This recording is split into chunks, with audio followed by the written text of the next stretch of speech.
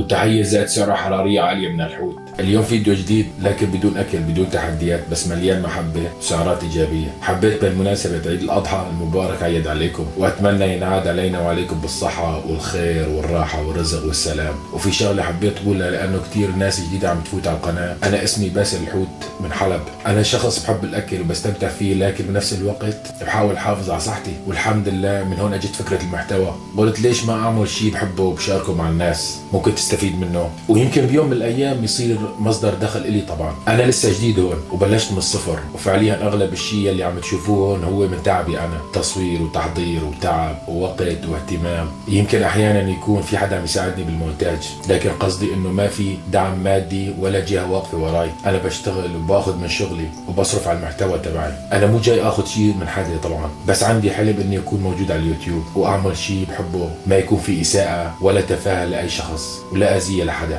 وإذا وصل الفيديو لعندك وفتت على القناة وتفرجت على الفيديوهات وعجبك المحتوى، اشترك ودعمني، وهذا لحاله بيفرق معي كثير. وإذا عندك أي ملاحظة أو نصيحة سواء بطريقة الأكل أو التصوير أو الكلام أو أي شيء تاني، اكتب لي، لأنه الإنسان بيكبر محبة الناس وثقتهم مو باستفزازهم. وشكرا من القلب لكل شخص دعمني أو راح يدعمني بالمستقبل، وأتمنى لنا الصحة والخير والسلام. والسلام عليكم.